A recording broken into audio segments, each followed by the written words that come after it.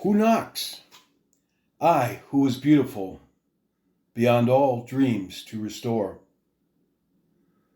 I, from the roots of the dark thorn, am hither, and knock on the door. By Walter de la Mare. Moonlight on Open Graves. Chapter 5. On the surface and up, the Claremont town justice's life was like one of the tall oaks that lined the town's venerable Liberty Park. He represented stable maturity and success, at least on the surface. Few, if any, knew the facts of Judge John Roberts' childhood, for he was not of Claremont, not originally, and nobody, save God alone, knew the true condition of this oak's diseased, rotten roots. Of the multitude of gnawing soul termites within him was a murder he'd authored a decade back for some reason that bothered him, haunted him more and more. True, he wished that he'd never allowed his murky passions to live that fated night, and not a day went by that wasn't interrupted by immense regret and fear. But what bothered him most about the killing was the damn fact that he'd been reckless in leaving behind artifacts such as brand-name cigarette butts and those damn Luger pistol casings. To him, it wasn't a question of if, but when one of the casings would turn up. Authentic German casings at that, with unique war markings. That worried him. After all, how many World War I German artillery officers' Lugers did Claremont own? He should have tossed the pistol in the lake that same night, but he just couldn't part with it. Maybe that was foolish to allow sentiment to rule reason, but to hell with it now. The Luger went back a ways, like old partners. They held common ground. Roberts and Luger first met in 1919, just after the armistice, on the long boat ride back to the States. He knew he wanted the pistol from the moment he saw it. It was too noble for the vulgar man who'd come into possession of it. This Luger came with 5 boxes of ammo and the pistol's original owner's large leather overcoat. Out on the deck of an old transport ship that heaved to and fro with the waves, Roberts happened upon a fat, pig-faced corporal. There was something about the corporal that Roberts deeply disliked, as the man was showing off his war trophies to any that passed by. One of those trophies was Luger, sleek, shiny, and new. It seemed such a mismatch to Roberts, the gun and its present owner. Roberts asked the man how he acquired the gun, and the corporal drunkenly bragged that he'd taken the pistol and the leather jacket from a German prisoner, an artillery officer, and then, to properly test the Boche pistol out, turned and gut shot the unarmed captive with it several times. Of course, not before taking the man's leather coat. Yeah, the pistol verifiably worked fine. There was a man with 2 holes in his stomach and half his skull opened up to prove it. This brag was the biggest mistake of the man's short life. Roberts watched as the same corporal eventually swilled down what Roberts recognized as 3 bottles of great French champagne that I can't pronounce the name of. Veuve Clicquot Ponsardi champagne. Vintage year 1903. Swigged them down like they were common ale. Robert's head ached, and his ears rang uncommonly bad that day. As the old ship heaved to and fro on a rough sea, his headache and his tinnitus were the direct result of a chunk of shrapnel from a German bomb that crashed down close enough to knock him unconscious. When he came to, an inch-long flap of skin on his forehead was peeled back just above his right eye, and to that event in memory, he'd wear a remarkable upside-down V scar for life.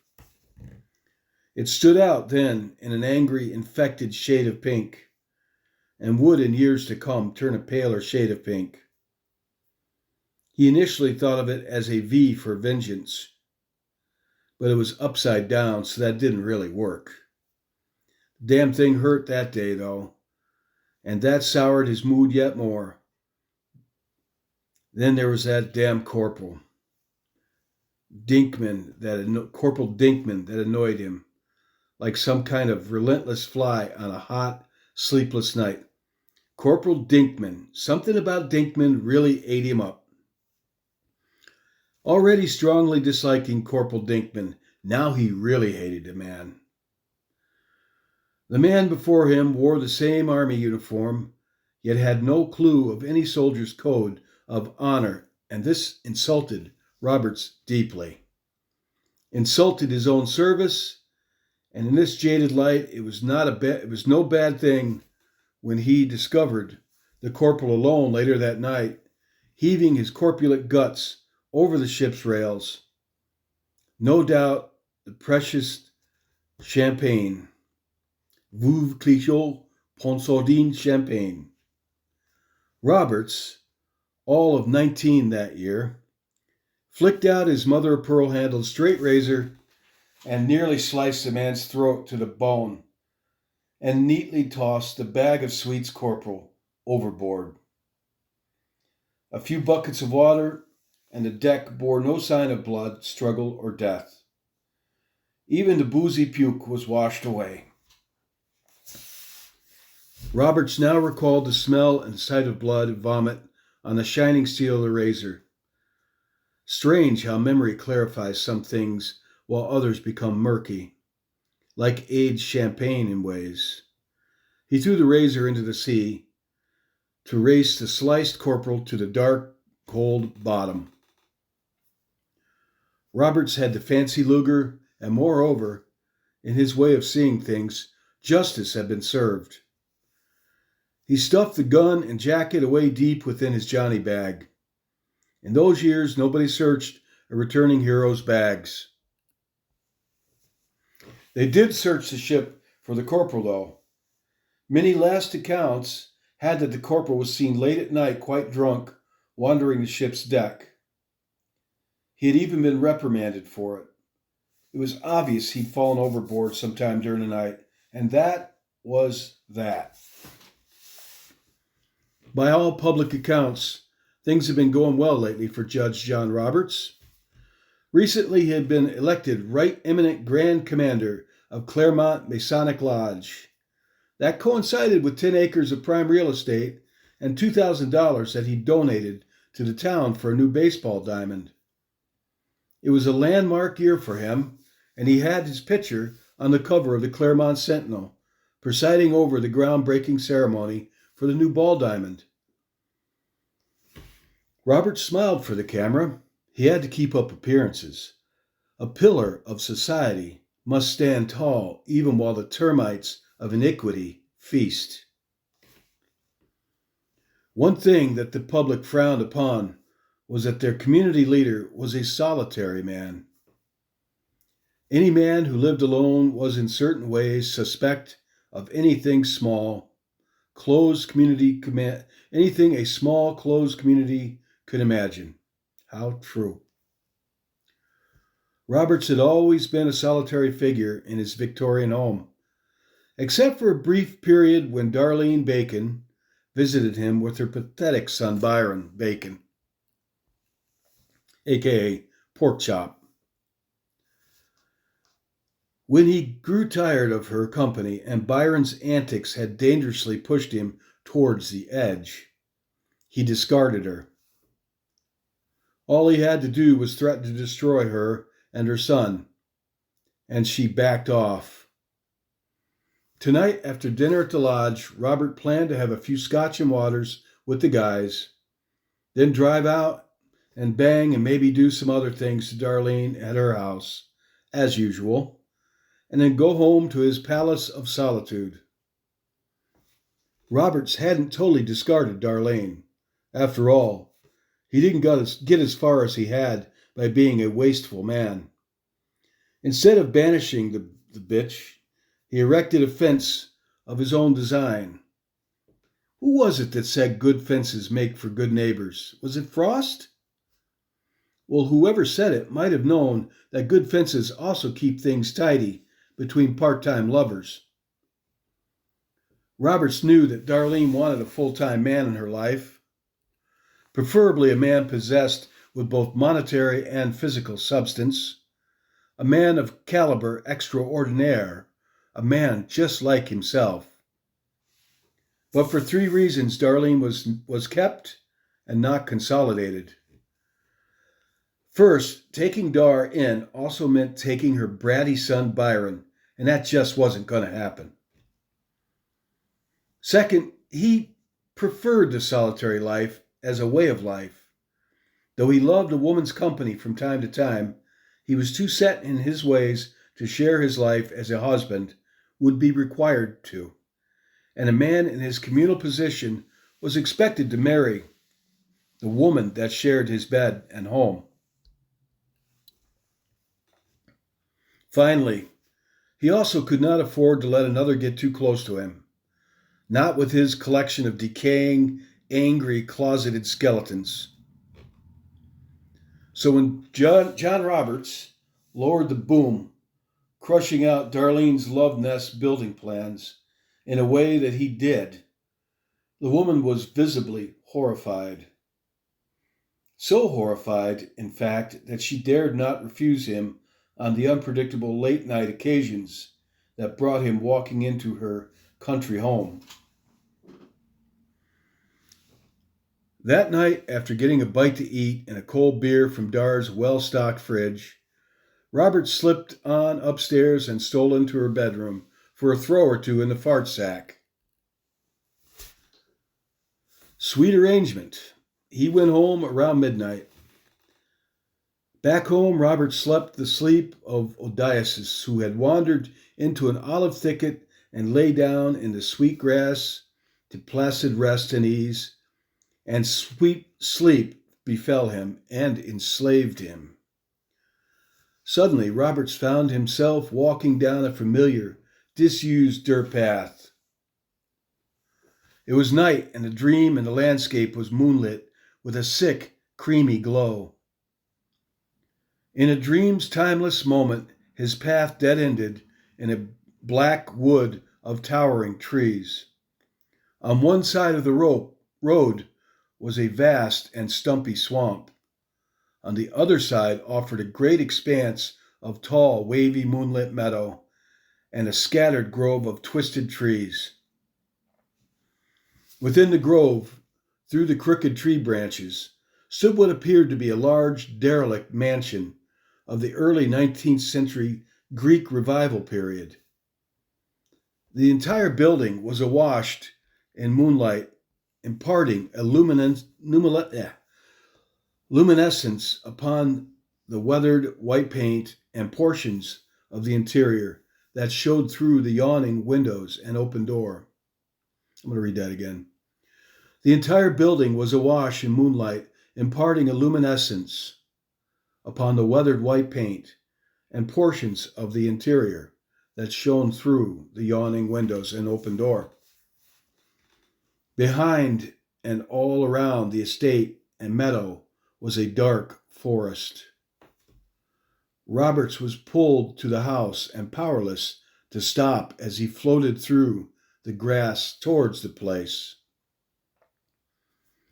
There was neither driveway nor sidewalk as he moved towards the glowing white structure. 4 massive Doric columns presented themselves like sentinels along the front of the house, standing the full height of the structure. Many of the tall windows were broken out, and glass was littered about on the open porch. A third of the old house's left side was gone, blackened and gutted, apparently by a fire. But the rest of the place stood tall and defiant as Olympus herself. And to this evil facade, he was beckoned into it. He was halted at the porch, just before the open door. There, his thoughts finally clarified. I know this place. Then, as Roberts neared the open door, he sensed a powerful, malignant evil within. He could almost smell it. The closer he came to the yawning entrance, the stronger the presence grew within, a hateful, foul thing that it surely was. It seemed insane that he would go further. But dreams rarely grant the dreamer free will, and this one had him spellbound and hogtied. In fact, the only thing free that he presently owned was his grand awareness of the house's resident evil and his own mounting dread and loathing of it.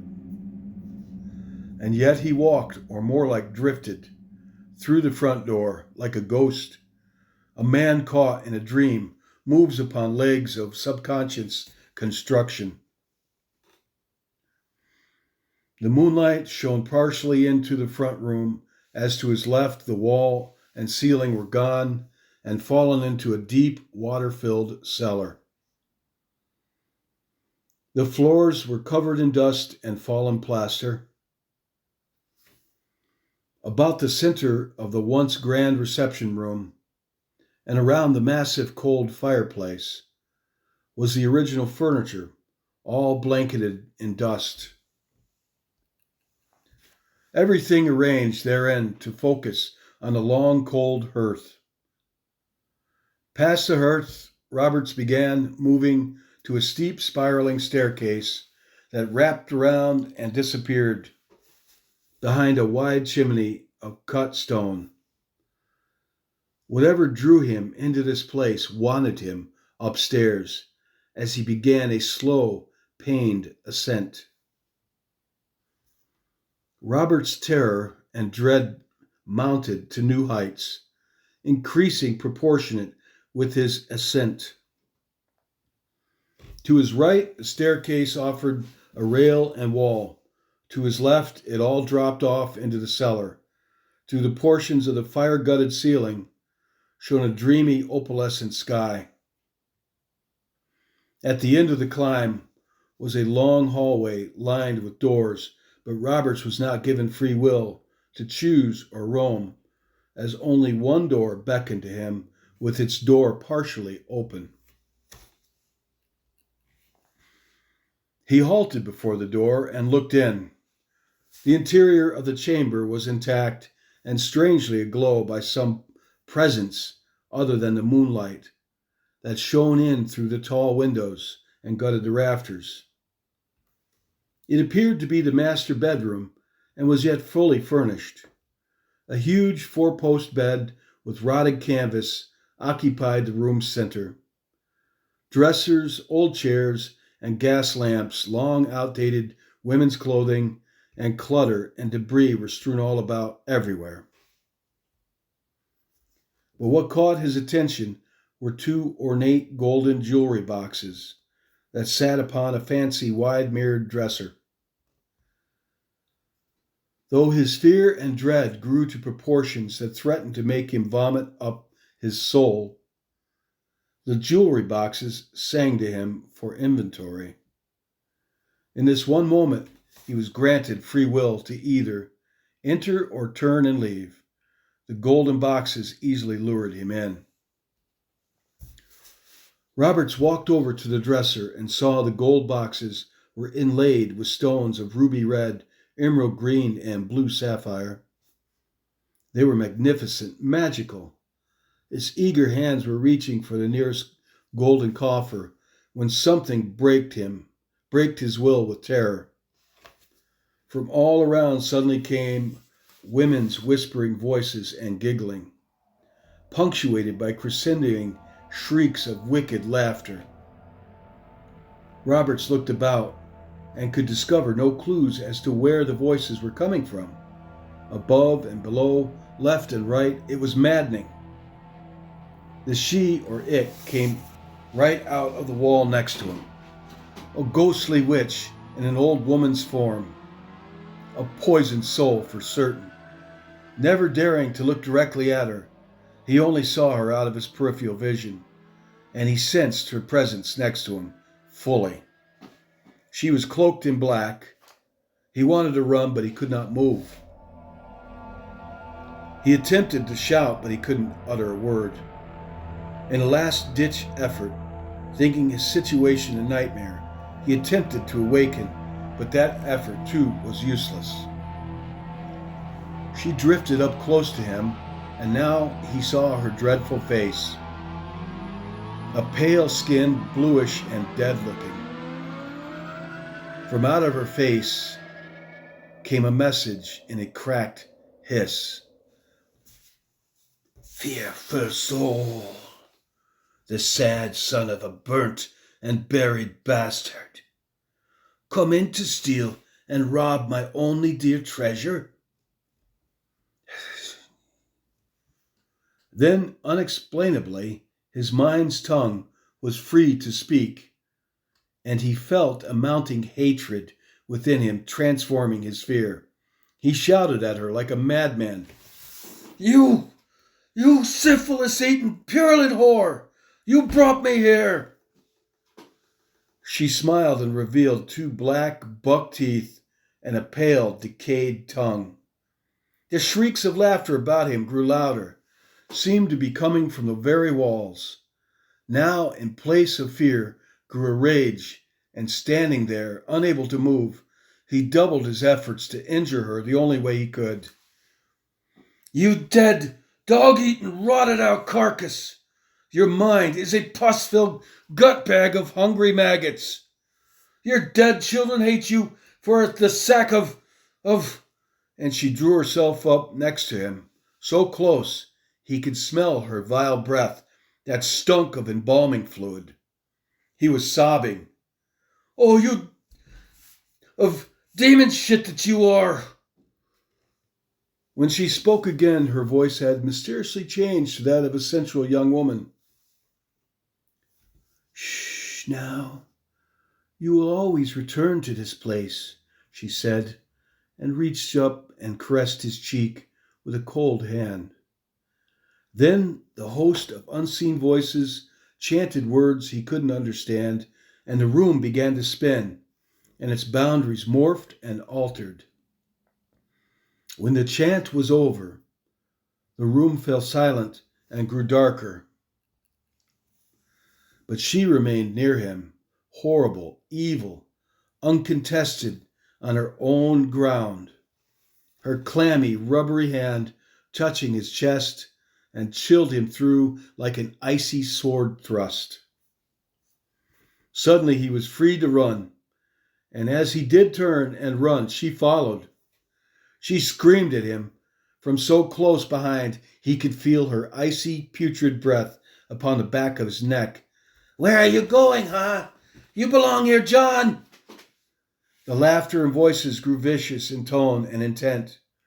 Roberts made the stairs and saw freedom outside in the baneful moonlit yard.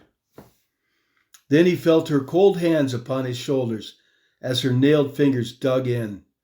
Oh, no, go away, get away from me, leave me alone, and he awoke from the dream.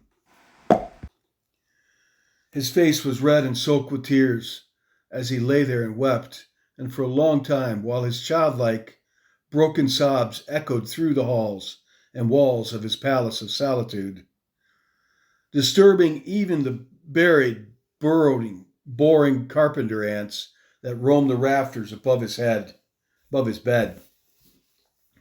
He suddenly stopped sobbing and sighed. It was just a dream. Just a dream. Then from a dark point within his room came a cracked and hissing laugh. It was more than a dream. It was not gone. And Robert's sobbing resumed until his salty, swollen, lacrimal glands were dry of tear water to offer up. Only then did he finally fall into a deep, cool well of untouchable sleep.